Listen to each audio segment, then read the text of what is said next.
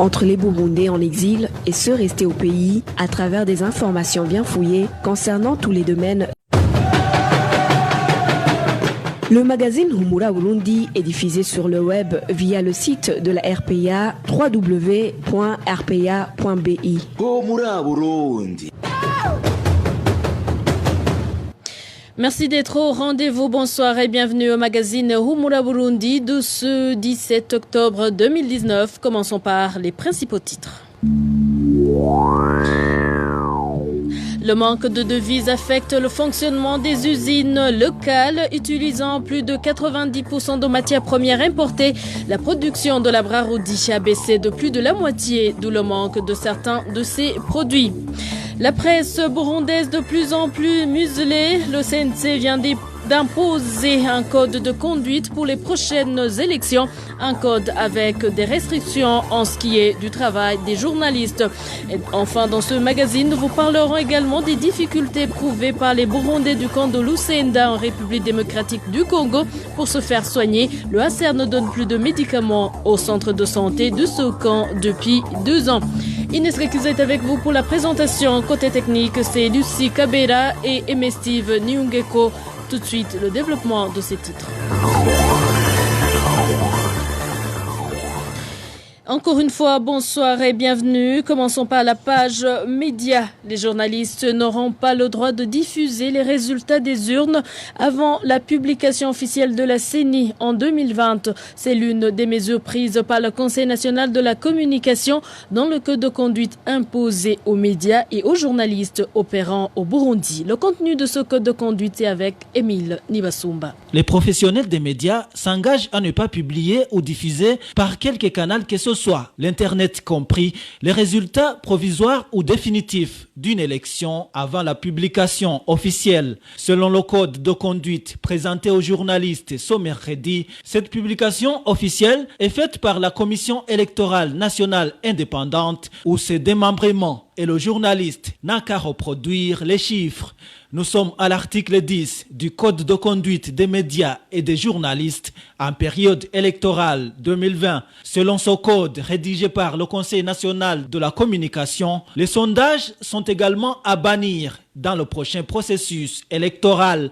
C'est bien précisé à l'article 3, selon lequel, en aucun cas, le résultat des sondages ne peut être considéré comme une source d'information pour les médias. L'autre disposition qui soulève des polémiques, c'est celle qui recommande le travail en synergie. Les médias devraient travailler en synergie pour pouvoir diffuser des informations équilibrées dont la véracité, l'exactitude et l'objectivité sont établies. C'est l'article 3 du Code de conduite qui le stipule. Le Code de conduite oblige également les responsables des médias à le respecter. C'est précisé à l'article 12. L'article stipule que les responsables des médias doivent faciliter l'adhésion, la diffusion et le respect du code de conduite en question.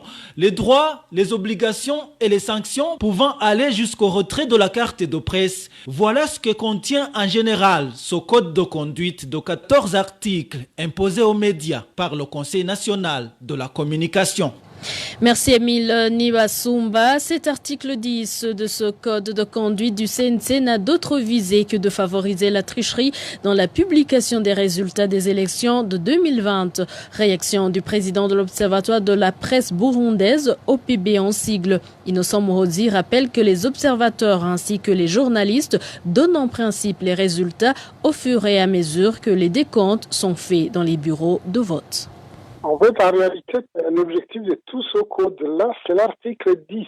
Parce que l'article 10, si on fait un peu un rappel historique, en 2005, si tout le monde a apprécié les élections de 2005, leur transparence, leur honnêteté, c'est que à cette époque-là, avec la synergie, ce qui était en synergie des médias et ce qui n'était pas en synergie des médias, donner les résultats au fur et à mesure que les décomptes étaient faits dans les bureaux de vote. Ce qui fait que c'était pratiquement impossible après que la CENI vienne publier des résultats qui soient contraires à ceux qui ont été décomptés au fur et à mesure. Maintenant, en 2010, il y a déjà une première tentative d'empêcher les médias de faire le décompte progressivement, donc au fur et à mesure qu'il est fait dans les bureaux de vote, ce qui permettait déjà à cette époque-là, en 2010, à la CENI de pouvoir publier des résultats qu'elle voulait, elle, donner comme étant les résultats de l'élection. Donc aujourd'hui, quand on interdit aux médias de donner des résultats au fur et à mesure que les décomptes sont faits dans les bureaux de vote, cela signifie que seule la CENI peut les publier et que donc la CENI peut publier des résultats qui sont différents de ceux qui auront été réellement décomptés dans les bureaux de vote.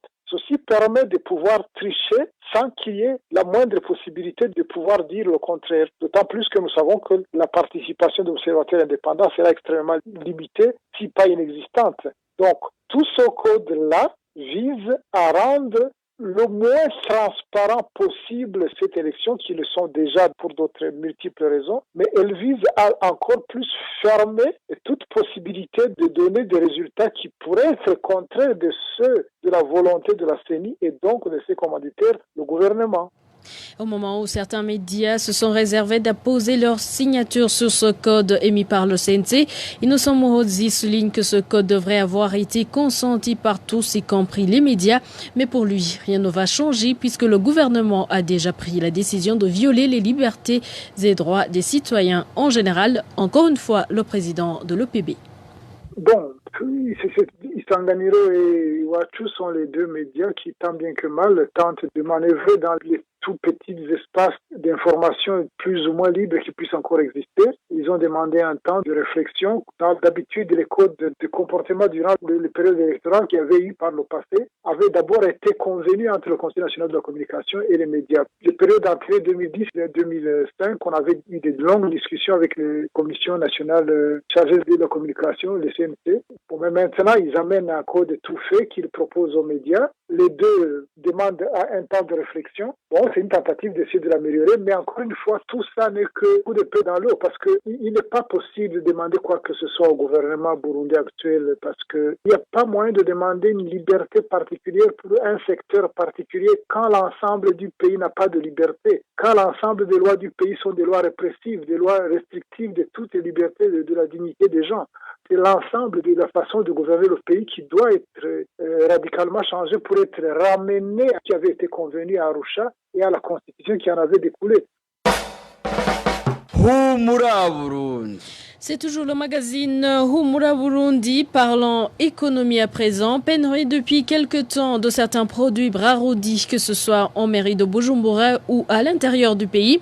Les informations recueillies auprès de certains employés de la Brarudi révèlent que cela est dû au fait que cette entreprise n'est plus à mesure de se procurer une grande partie de matières premières utilisées dans la fabrication de ces boissons, faute de devises. Le point c'est avec Josiane Mozaneza. Cette pénurie de produits Brarudi concerne surtout les limonades. Selon notre source, les Fanta Orange et Coca-Cola ont déserté les maisons de vente depuis le mois de juin à Bujumbura comme à l'intérieur du pays. Les seules limonades encore disponibles sont le Coca Zero et Sprite et quelquefois le Fanta Citron. Des informations recueillies auprès des autorités administratives de cette entreprise font savoir que cette carence est due au manque de matières premières importées, notamment le sucre blanc et les concentrés utilisés dans la fabrication des limonades, l'approvisionnement de ces dernières n'étant plus possible faute de devises. L'autre raison avancée, et selon les mêmes informations, c'est l'insuffisance de bouteilles, surtout pour les Fanta Orange, Citron et pour les jus dits Passion qui utilisent le même emballage. Pour ça aussi, la raison est la même, le manque de devises. Ce qui fait que la production a beaucoup chuté, à telle enseigne qu'un grossiste qui achetait 864 casiers de Fanta se voit aujourd'hui octroyer seulement 144 casiers, en plus sous la condition d'acheter également quelques casiers d'Amstel et de Primus. Et en parlant justement de la Primus, la RPA a cherché à savoir pourquoi cette bière a changé de goût jusqu'à devenir trop sucrée, à la grande désolation des consommateurs. La réponse nous fournie par notre source est que, toujours faute de devises, la Brarudi ne peut plus se procurer par exemple du houblon ou du malt, produit essentiel à la fabrication de cette boisson. Et pour pallier à ça, poursuit toujours notre source, ils se sont rabattus aux produits locaux, dont le sorgho. À part le malt et le houblon, d'autres produits font également défaut à la Braroudi. Ici, nous citerons entre autres les levures, les produits de lavage, les emballages, les étiquettes, etc. Bref, cette insuffisance de produits concerne presque la totalité des matières premières utilisées par cette entreprise, exception faite de l'eau et de l'électricité. Et, conclut notre source, si rien n'est fait pour pallier à ce problème de devise, la situation risque de s'empirer davantage. Merci Josiane Mozanez. Et de l'économie, passons directement à la gouvernance. Blocage depuis ce lundi de la distribution des vivres par le PAM aux vulnérables de la commune Marangara, c'est en province Ngozi. Le bras de fer entre cette ONG humanitaire et le ministère des droits de la personne humaine, des affaires sociales et du genre serait à l'origine de cette obstruction. Vicky Chris Nineletse nous en dit plus.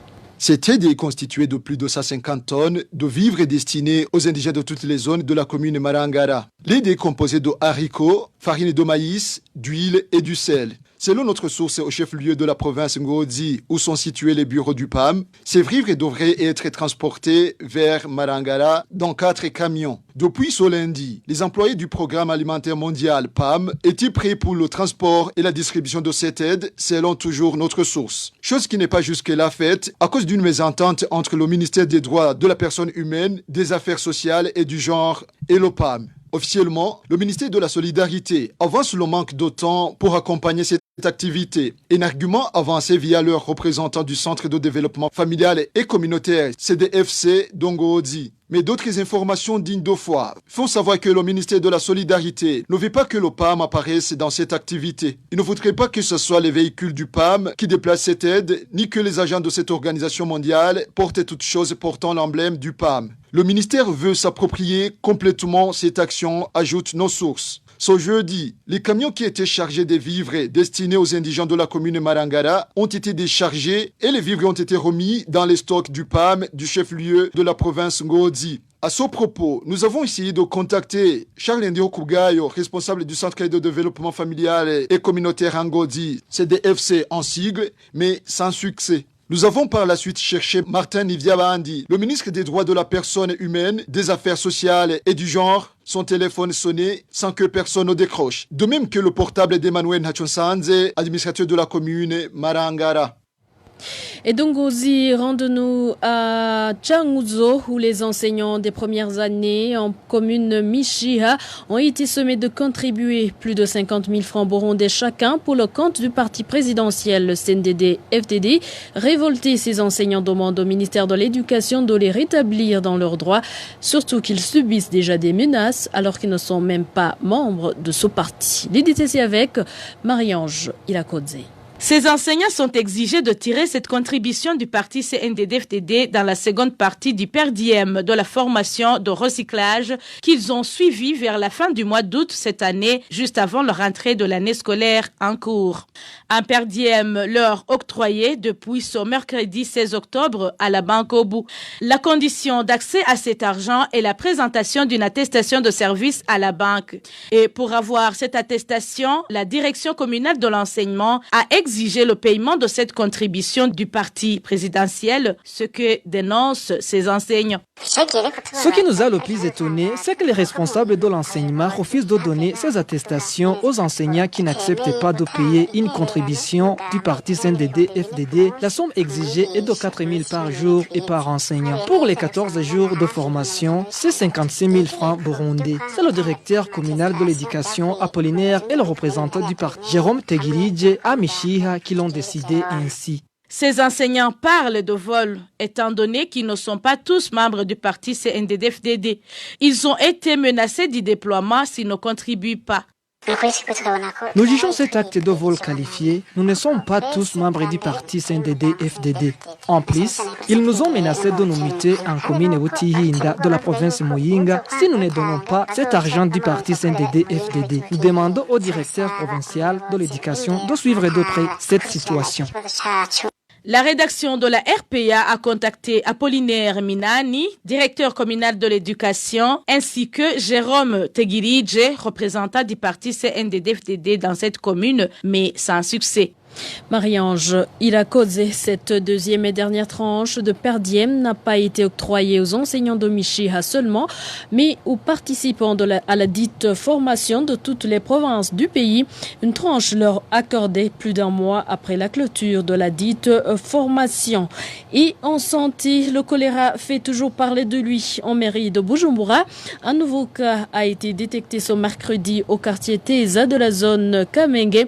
Il s'agit d'une jeune fille de 24 ans. Selon nos sources, sa famille l'a tout de suite emmenée à l'hôpital où elle reçoit des soins appropriés. De leur côté, les chargés de l'hygiène et les agents de la Croix-Rouge ont procédé tôt le matin de ce jeudi à la pulvérisation du domicile de la victime et des environs afin de désinfecter tout le périmètre alentour. En page droits de l'homme, un membre du parti CNL en commune Changuzo est incarcéré au cachot du commissariat de la dite commune depuis plus de 3 semaines sans avoir jamais comparu.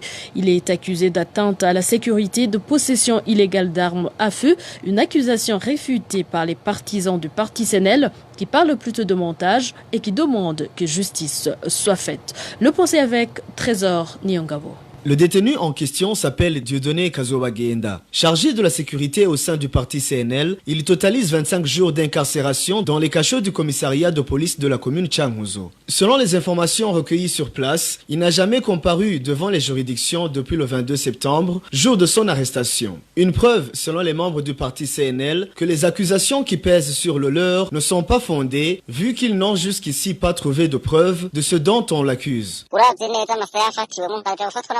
Il a été arrêté à une heure très avancée de la nuit. De plus, son arrestation n'était pas en règle car il a été appréhendé par des autorités issues du parti CNDD-FDD et les Imbonerakure. C'est purement et simplement de la persécution à l'endroit des membres du CNL. Comme d'habitude, ils ont monté un coup comme quoi il détient des armes à feu. Pourtant, après une fouille-perquisition menée à son domicile, ils n'ont rien trouvé. Les membres du parti CNL réclament une justice équitable et demandent que cette persécution dont ils font l'objet cesse. Ce que nous, membres du CNL, demandons, c'est que ces gens arrêtent de persécuter tous ceux qui n'épousent pas leurs idéologies politiques, qu'ils comprennent que chacun a le droit d'adhérer au parti de son choix. Nous demandons également que les membres de notre parti qui ont été victimes de ces persécutions soient libérés. À ce propos, nous avons essayé de joindre Innocent Nyandoui, administrateur de la commune Changuzo, mais après notre brève présentation, il nous a signifié qu'il ne donne pas d'interview à la RPA. Merci à toi aussi Trésor Nyongabo. Et c'est un ouf de soulagement pour les habitants du chef-lieu de la commune Giheta en province Gitega et des environs. Et pour cause, après plus d'un mois sans éclairage, ils ont depuis ce mercredi soir été alimentés en électricité, le transformateur en panne ayant été réparé. La population de cette localité se dit reconnaissante car suite au manque de courant électrique, presque toutes leurs activités étaient paralysées, dont celle d'une radio communautaire de la localité. Après la pause, c'est la page réfugiés. Les réfugiés burundais du camp de Lusenda en République démocratique du Congo dénoncent le manque criant de médicaments dans les centres de santé de ce camp. Ils précisent que le HCR a cessé d'approvisionner les centres de santé depuis plus de 2 ans. Pour le moment, les malades de ce camp sont obligés d'acheter eux-mêmes les médicaments dans les pharmacies privées. Le point c'est avec Onésime de Shimagidze. La prise en charge médicale des réfugiés du camp de Lusenda est assurée par l'ONG ADS. Les médicaments qu'elle utilise sont approvisionnés par le HCR. Cependant, cette organisation vient de passer plus de 2 ans sans avoir apporté d'autres médicaments. Les patients qui fréquentent les centres de santé de ce camp sont pour le moment contraints d'acheter eux-mêmes les médicaments dans les pharmacies privées, déplore l'un de ces réfugiés. On se plaît parce qu'on nous a presque abandonnés. Un réfugié qui tombe malade ne bénéficie que de la consultation. Il est obligé d'acheter lui-même les médicaments dans les pharmacies privées parce qu'il n'y en a pas dans les centres de santé. Ceux qui sont alités ne bénéficient que des sérums uniquement. Ils sont eux aussi obligés d'acheter des médicaments ailleurs. Pire encore à ceux qui nécessitent d'être transférés dans des hôpitaux en dehors du camp. Ils sont presque oubliés. Les réfugiés du camp de Rusenda demandent au HCR de sauver leur vie en approvisionnant les centres de santé de ce camp en médicaments. Le secteur de la santé dans le cas de Rusenda a été oublié. Les réfugiés sont laissés à eux-mêmes. Nous demandons au HCR d'approvisionner en médicaments la DS parce que les malades en sa charge sont plus nombreux. On enregistre également des cas de décès suite au manque de médicaments alors qu'on est censé être sous la protection du HCR. Nous avons essayé de contacter à ce propos le représentant du HCR au camp de Rusenda, mais sans y parvenir. Et parlons à présent justice pour les réfugiés. Avant de clore ce magazine, seuls les crimes graves constituent des exceptions à la protection internationale. Se basant sur la Convention de Genève qui protège les réfugiés, le chercheur Klimis Emmanuel précise que la responsabilité des réfugiés ou demandeurs d'asile dans ces crimes doit être d'abord établie et confirmée par la justice de leur pays d'accueil et non leur pays d'origine. Emmanuel Klimis est juriste en droit international.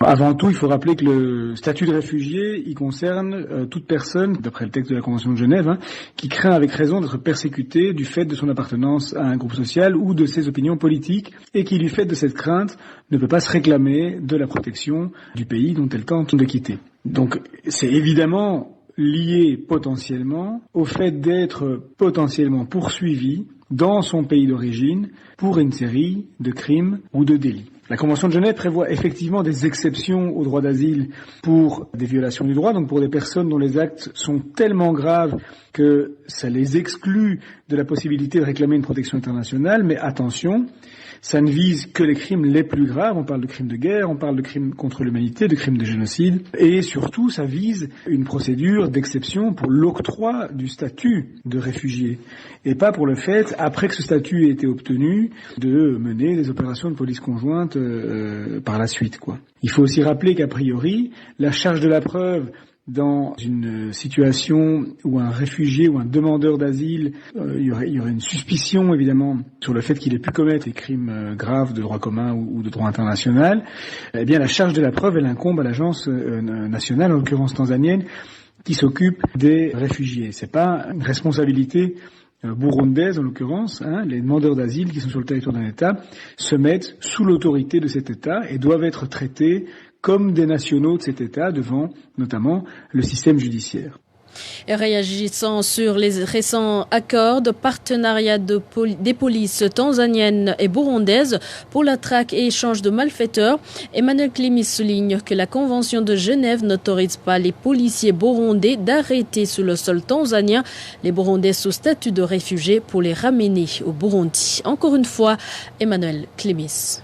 Point important, ce type de procédure d'exclusion pour des raisons de délit ou de crime passe nécessairement aussi par une demande d'extradition et donc par une procédure judiciaire devant les tribunaux tanzaniens, à condition qu'il y ait, et c'est de jurisprudence constante, à la fois une double incrimination, donc il faut que le délit ou le crime pour lequel ils sont poursuivis, en l'occurrence s'ils seraient poursuivis par le Burundi, soit à la fois un délit ou un crime dans le code pénal burundais et dans le code pénal tanzanien, mais que c'est aussi protégé par le principe de spécialité. En d'autres termes, les personnes qui seraient poursuivies, les réfugiés burundais qui seraient poursuivis en Tanzanie pour des crimes de ce type, eh bien, il faut qu'ils ne soient jugés au Burundi que pour les seuls crimes pour lesquels ils sont poursuivis.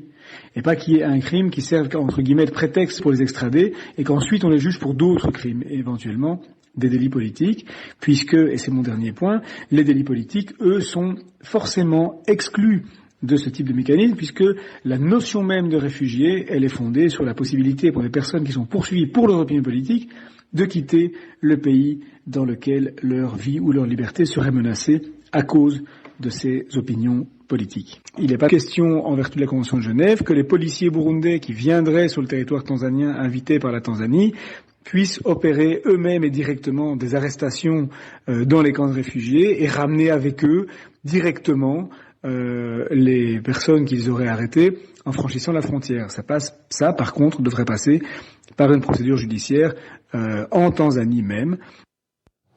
C'était Emmanuel Klimis, chercheur en relations internationales. Et annonçant ses accords le 12 de ce mois, l'inspecteur général de la police tanzanienne a pointé du doigt les camps des réfugiés burundais comme un des principaux refuges des malfaiteurs où devront donc être opérées ces opérations policières conjointes. Et voilà, point final, le magazine Humura Burundi de ce 17 octobre 2019. Merci pour votre fidélité. Merci à toute l'équipe rédactionnelle, sans bien sûr oublier l'équipe technique. Inès Gakiza, j'étais avec vous. Je vous dis au revoir.